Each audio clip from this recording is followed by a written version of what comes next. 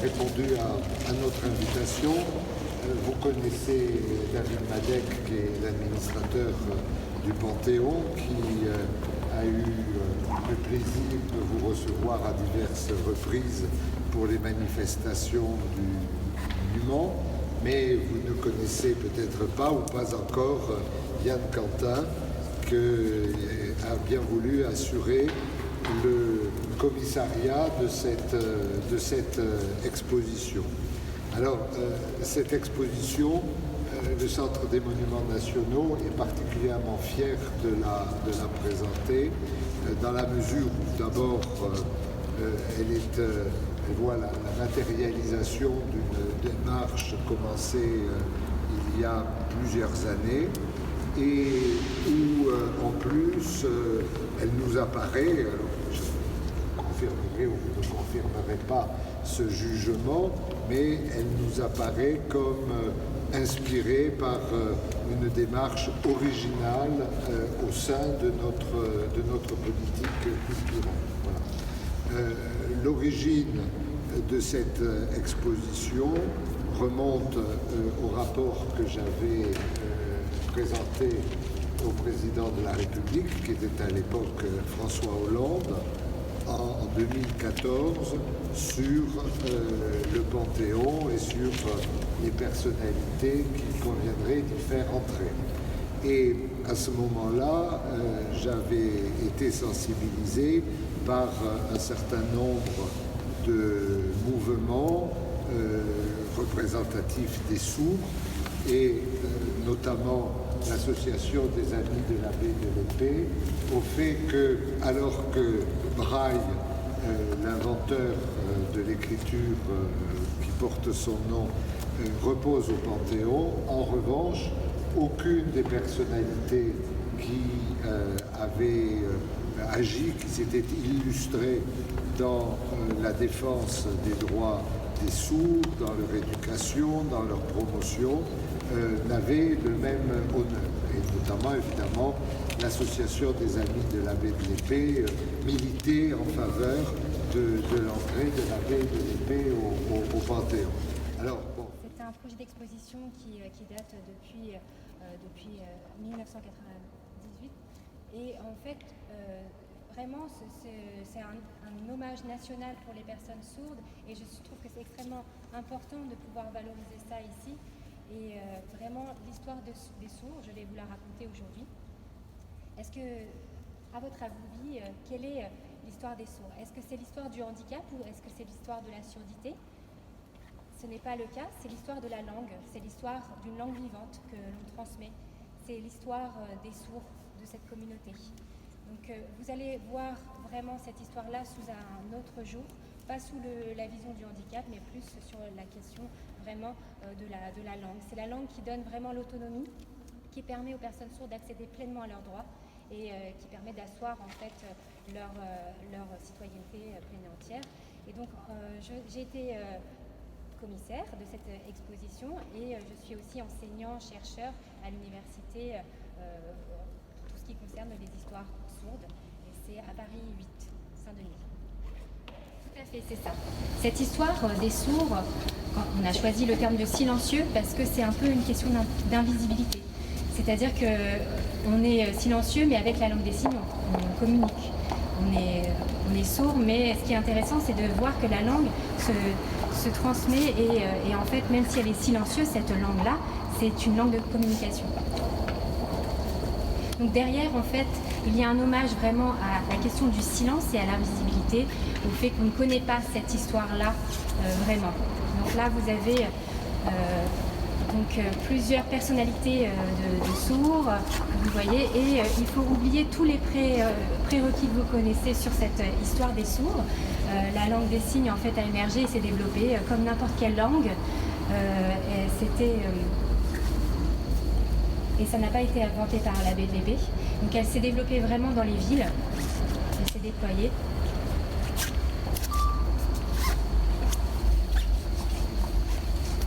Donc la langue des signes en fait remonte vraiment au Moyen-Âge. Donc vous avez aussi des traces vraiment de l'Empire romain, où vous voyez un peu des exemples des signes qui ont été inventés, par exemple le chiffre 10, que vous voyez qui vient vraiment, là c'est le chiffre 10 en langue des signes, qui est utilisé à l'heure actuelle, et à l'Empire romain, on avait aussi le signe comme ça, qui voulait dire 10. Donc on voit un petit peu un lien. Donc on peut remonter à l'Antiquité et en fait on voit des traces dans la langue des signes actuelle de certains signes qui étaient déjà utilisés. Donc c'est vraiment une ancienneté qui remonte à très loin. Donc ces langues des signes en fait c'est développé par rapport aux villes. Donc il y a aussi des langues des signes qui sont selon les pays. Donc chaque pays a sa propre langue des signes. Ce n'est pas une langue des signes internationale en fait. Ce n'est pas une langue des signes universelle. Donc je vais vous montrer un schéma en fait qui montre les origines de tous ces signes. Donc vous avez la langue des signes française qui s'est développée. Et je vais vous expliquer.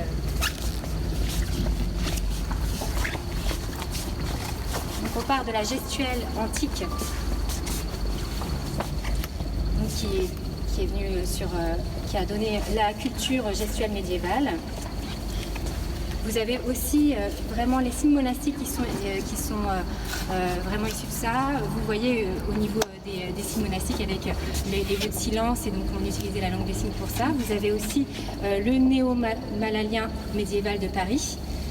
Donc vous avez d'un côté les signes monastiques, puis ensuite une orientation vers le néo-malalien.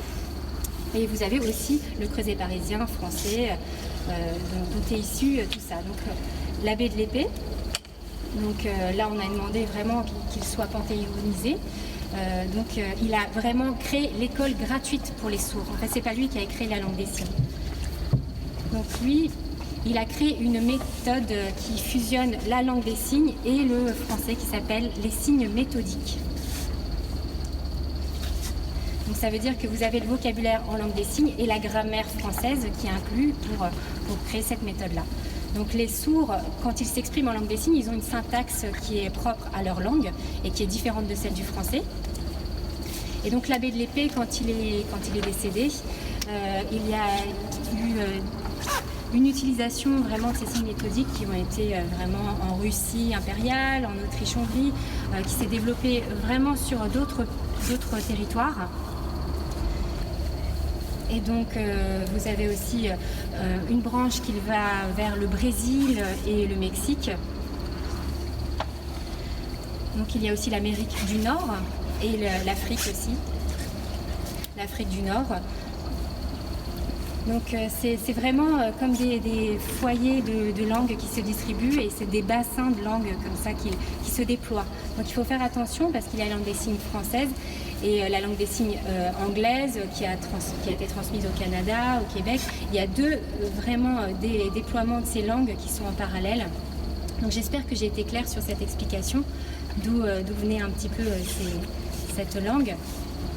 Donc ici on a vraiment mis des textes en français, en anglais, traduits en anglais, et vous avez aussi en langue des signes française et en signes internationaux. Voilà, ça c'est la langue des signes française, que vous voyez, qui reprend les textes.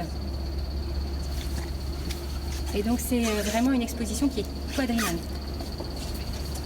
Vous voyez ici, donc nous sommes dans la partie vers la reconnaissance. Donc avant, c'était un peu une langue qui était à l'état d'embryon, qu'on ne voyait pas encore. Et là, elle commence à se rendre visible et à être connue. On commence vraiment à la voir à l'extérieur. L'abbé de la Paix a eu une réelle importance puisqu'il a permis l'école gratuite. Mais au niveau de l'enseignement, une personne a été très importante, c'est Auguste Bébian. C'est le premier à faire un enseignement vraiment bilingue, complètement bilingue. Ça veut dire qu'il y avait la langue des signes, sans français, on enseignait en langue des signes et en français écrit. Donc Auguste Bébian, au niveau de son enseignement, il utilisait le tableau sur lequel il y avait un texte en français. Les enfants sourds étaient donc en face, il leur expliquait les phrases de manière très précise. Et ensuite, on les faisait en langue des signes et ils recopiaient le texte. En fait, il y avait vraiment, c'était alterné entre les deux langues, entre la langue des signes et le français écrit. L'abbé de l'Épée avait une méthode complètement différente. Il mêlait un petit peu les deux langues, il mélangeait les deux langues. Mais bien, on les a vraiment séparés. Et en fait, on a vu une réelle progression au niveau des élèves et au niveau des apprentissages. Il y a eu aussi Ferdinand Berthier, qui a été quelqu'un de très important, qui était l'élève d'Auguste Bélian. Et Ferdinand Berthier écrit en français il écrit très très bien en français. Donc il est réellement bilingue en langue des signes et en français écrit.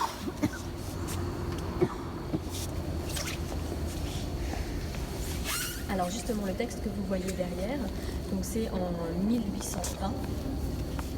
À partir de 1820, en fait, les sourds commencent à s'organiser, à organiser un peu un militantisme. Et donc il y a une première association qui est créée à cette époque-là. On voit qu'on commence en fait à cette époque à mettre la langue des signes un peu à part, la langue des signes un peu de côté. Et donc les sourds avaient besoin d'une protection de cette langue. Donc Ferdinand Berthier, donc la vidéo que vous voyez juste derrière représente Ferdinand Berthier et vous avez son portrait qui est juste à ma droite aussi. Et Ferdinand Berthier a été le premier sourd à avoir la Légion d'honneur. C'était en 1852. Non. 1849.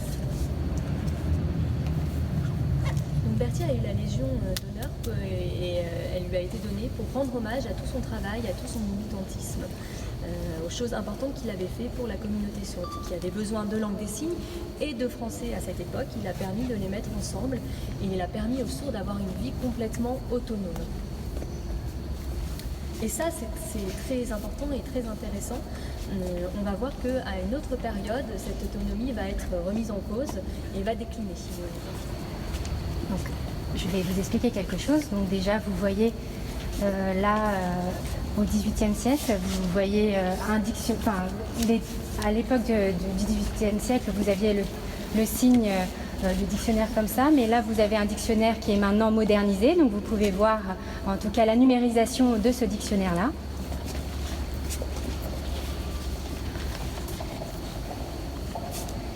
Et vous pouvez balayer les pages comme ça. Et donc vous avez accès à des signes. Donc c'est un dictionnaire de 1854. Donc c'est un exemple que vous pouvez voir. Vous avez un autre dictionnaire ici qui est représenté sur la simèse. Donc c'est une diversité de signes de 1871 que vous voyez ici affiché sur la simèse. Donc ce qui est intéressant, c'est à l'époque, dans ces années-là, donc il y avait donc des signes qui étaient diffusés par des dictionnaires qui étaient rendus publics par l'imprimerie. Donc ça permettait d'accéder vraiment à une pleine égalité puisqu'il y avait une diffusion de la langue et donc on essayait vraiment de militer pour pouvoir la diffuser pleinement à travers ces ouvrages pour pouvoir gagner son égalité et à force de gagner ses droits comme ça, la communauté sourde a vraiment pleinement conquis ses droits et en 1848, donc à l'époque de la création de la Deuxième République. Donc vous voyez en fait à cette époque, est-ce que vous savez qui a créé cette Deuxième République? Un grand poète, un homme, est-ce que vous connaissez son nom? Lamartine. Qui l'a dit? Madame. Tout à fait, exactement. Donc Lamartine, en fait, il était ami avec un poète sourd qui était célèbre, qui s'appelle Pélissier. Et donc Lamartine et Pélissier, donc Pélissier a appelé Lamartine et a dit il faut vraiment que les sourds aient pleinement le droit de vote. Et donc il y a eu vraiment un militantisme autour de cette question-là. Et donc ce qui est intéressant, c'est à l'époque, pour l'élection des députés, donc il y a Ferdinand Berthier qui a vraiment candidaté pour pouvoir être député. Et à cette époque de 1848, donc c'est la première fois qu'un sourd a participé à la vie politique de la France. Et donc auparavant, les sourds vraiment s'organisaient autour de banquets, de réceptions comme ça qu'ils organisaient avec des invités. Et ils faisaient ces événements-là parce que justement à l'époque de la création des associations sourdes, juste un tout petit peu avant, en 1934. Donc les sourds ont créé vraiment des banquets pour pouvoir discuter, pour pouvoir échanger sur leur situation et en voulant protéger la langue pour éviter vraiment qu'il y ait une disparition de cette langue. Et donc ils ont échangé sur des périodes de banquets comme ça. Et donc là, normalement, les réunions publiques étaient interdites à cette époque. Et donc ils ont remplacé vraiment ces événements-là par des banquets avec des personnes qui pouvaient vraiment échanger sur cette situation. Et ça s'est muté en association. Et là, vous avez un exemple de banquet à cette époque, qui fêtait la naissance de l'abbé de l'Épée, qui rendait hommage tous les ans à la naissance de l'abbé de l'Épée. Donc j'ai une question à vous poser. Vous savez le jour et l'année de naissance de l'abbé de l'Épée? Non. C'est le 24 décembre. Non, pardon, novembre. Donc c'est le mois de décembre, c'est le mois de sa mort. Donc le 24 novembre 1712. Donc tous les ans, en fait, autour de cette période-là, on organisait des banquets d'hommage pour vraiment saluer le travail, la progression des droits qui étaient acquises pour ces personnes-là. Et donc c'était des lieux d'échange où tout le monde était là et en fait il y avait une volonté de transmettre, de diffuser cette langue des signes. Et donc c'est très intéressant parce qu'à l'époque des banquets, il n'y avait pas que des sourds. En fait, on invitait des personnes éminentes, par exemple Lamartine qui venait participer, le Dru Rollin qui venait aussi.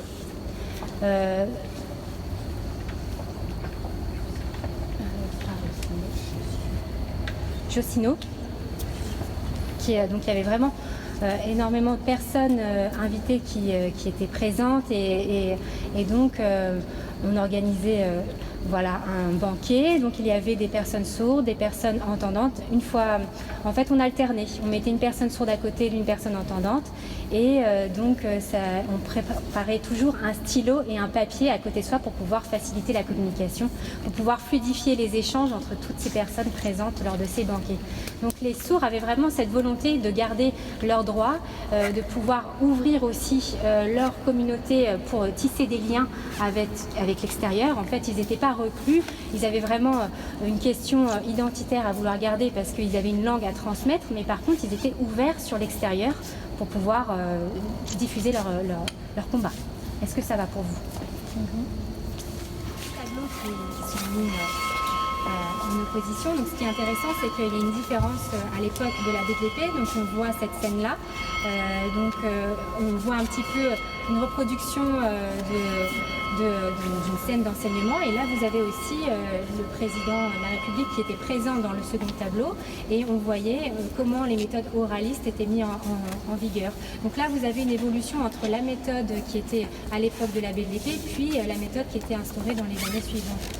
Donc ce qui est important, c'est que ces situations en 1780 à peu près, et là, celle-ci en 1880, c'est 100 ans après. Donc vous voyez une évolution qui est assez marquée.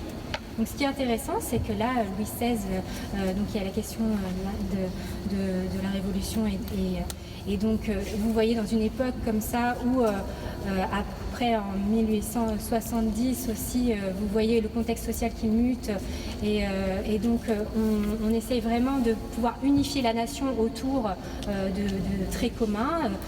Donc le Congrès de Milan dit qu'il faut mettre au rebut la langue des signes. Donc elle n'a pas été interdite cette langue des signes, mais elle a été mise au rebut, elle a été reléguée. Donc l'État de la République a vraiment voulu faire une langue commune pour pouvoir unifier la nation et donc la langue des signes s'est retrouvée vraiment mise de côté. Et donc vous avez les méthodes oralistes qui se sont mis justement à se déployer à cette période-là. Et là vous voyez un petit peu même le geste qui est sur le tableau où les personnes touchent les enfants sourds. Donc là vous pouvez voir aussi donc à l'extérieur, là à côté de la fenêtre, vous voyez des sourds qui signent. Donc vous avez un peu une opposition entre l'oralisme et la langue des signes. Et donc on n'interdit pas franchement les sourds de signer, mais on leur donne pas la possibilité. Vous voyez les deux personnes adultes qui touchent les épaules des sourds en disant non, il faut pas signer. Donc là, c'est une situation qui est un petit peu compliquée puisque vous avez des sourds qui continuent de parler sur le même tableau. Et à l'époque des banquiers, il y avait vraiment un militantisme. Et au niveau politique, quand ça a muté, le militantisme en fait a continué de perdurer pour pouvoir justement préserver cette langue et pour pouvoir éviter de pouvoir la voir complètement disparaître. Donc vous avez des références là assez éminentes. Vous avez Henri Gaillard dont vous voyez le buste. Et là vous avez Mercier. Donc ce sont vraiment des personnes, des sourds militants extrêmement éminents qui ont voulu vraiment faire perdurer la question du patrimoine et de l'identité sourde à travers la langue des signes. Donc Henri Gaillard vraiment a fait des écrits en disant que les sourds devaient vraiment acquérir des compétences en français parce que c'est comme ça qu'ils pouvaient acquérir l'autonomie, mais il fallait aussi qu'ils aient ces compétences en langue des signes. C'est comme ça qu'ils peuvent basculer d'une langue à une autre. S'il n'y a pas la langue des signes, il n'y aura pas d'acquisition de français écrit. Donc pour lui, il fallait rentrer dans la langue française écrite par l'intermédiaire de la langue des signes en premier lieu. Parce que en fait, les sourds naissent et sont dans un monde qu'ils n'entendent pas. Et donc, c'est vraiment une langue visuelle. Et quand ils acquièrent le français, c'est leur seconde langue. Donc, Henri Gaillard voulait vraiment mettre en avant la question du bilinguisme, même si ce n'est pas le mot qu'il utilisait à l'époque. C'était vraiment de faire la combinaison des deux langues pour pouvoir acquérir une pleine autonomie. Donc il a vraiment organisé des banquets, des conférences, des congrès mondiaux des sourds aussi. Donc il y a eu énormément de personnes qui ont participé. Donc le premier à Paris, c'est en 1889. Donc c'est le premier qui a eu lieu ici à Paris.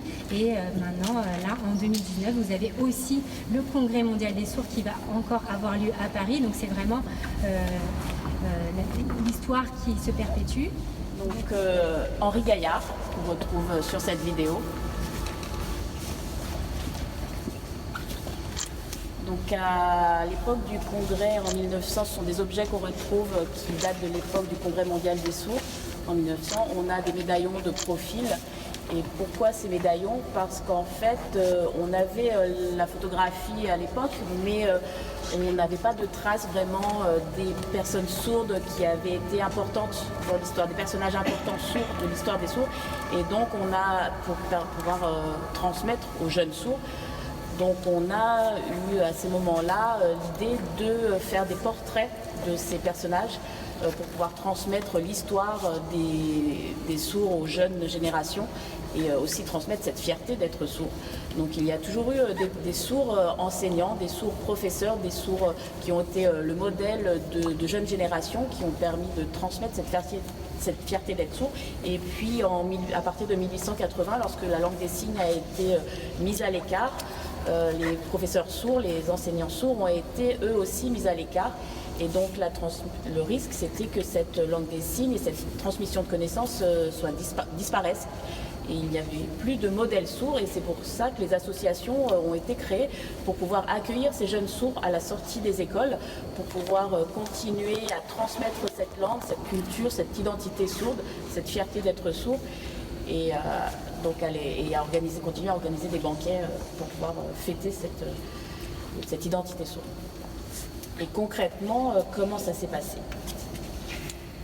Tout d'abord, la langue des signes a été mise à l'écart, elle a été interdite d'enseignement dans les établissements. Donc quand on accueillait un jeune sourd, à partir de 7 ans environ, il est rentré à l'école vers l'âge de 7 ans, l'enseignement se faisait de manière complète à l'oral pendant 2 ans. On n'utilisait pas du tout l'écrit ou de schéma, aucune adaptation visuelle. Et à partir de 9 ans, on commençait à travailler sur le français écrit et l'histoire-géographie. Voilà. L'objectif, c'était de faire de ces élèves sourds de bons ouvriers, non pas des personnes savantes ou ils n'avaient pas besoin d'acquérir de grandes connaissances parce que l'objectif, c'était d'en faire des ouvriers par la suite.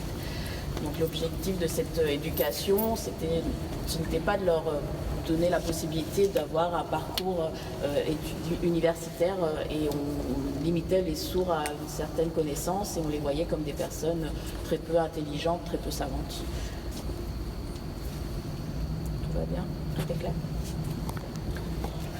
Et c'est intéressant, je ne sais pas si vous avez pu voir à l'entrée ce personnage, Ernest Juzo, du Juzo. Donc c'est un personnage important parce qu'il a été le premier à avoir son bac en mathématiques en 1870. Et ensuite, il a eu son agrégation en mathématiques par la suite. Il a fait une thèse en mathématiques également en 1867. Il a obtenu en 1867. Et il a été ensuite professeur à l'INJS, à l'Institut national des jeunes sourds. Et en 1886, après le congrès de Milan, l'école a mis à la porte tous les professeurs sourds. Donc il était poussé à la retraite. Et il a eu cette phrase disant maintenant le monde moderne évolue, mais la modernité c'est faire tourner un moteur, c'est passer à la vapeur, mais les sourds sont toujours sur un voilier, ce sont de vieilles choses qu'on met à la poubelle. Donc la modernité c'était l'oralisme, la langue des signes c'était quelque chose considéré comme vieillot et qui n'avait plus lieu d'être dans cette ère de modernité. Même des gens compétents avec les connaissances suffisantes n'étaient plus assez bonnes pour pouvoir enseigner auprès de jeunes sourds et on considérait que les sourds n'avaient pas besoin d'acquérir de connaissances pour faire de bons ouvriers.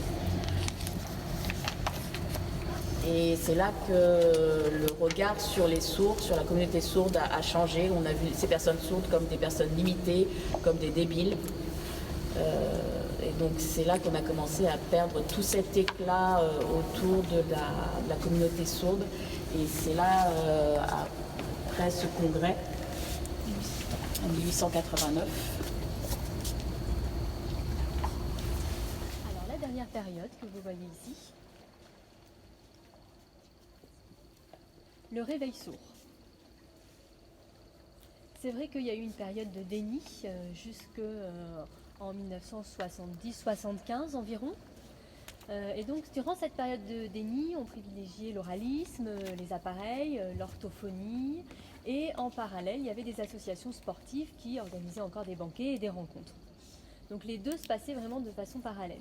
Et ce qui est intéressant au niveau du réveil sourd, c'est que les sourds ont commencé à voir un petit peu leur identité et à savoir un peu que la langue des signes était importante parce que au niveau universitaire, on commençait à s'intéresser à cette langue. Alors la langue des signes, est-ce que vous savez quand est-ce qu'elle a été reconnue en tant que langue? Quand est-ce qu'on a ajouté ce mot langue? Vous pouvez peut-être essayer de deviner. Une intuition? Aux environs. Alors, 2005, c'est la loi qui a officialisé, mais au niveau universitaire, quand est-ce qu'on a nommé la langue des signes en tant que langue?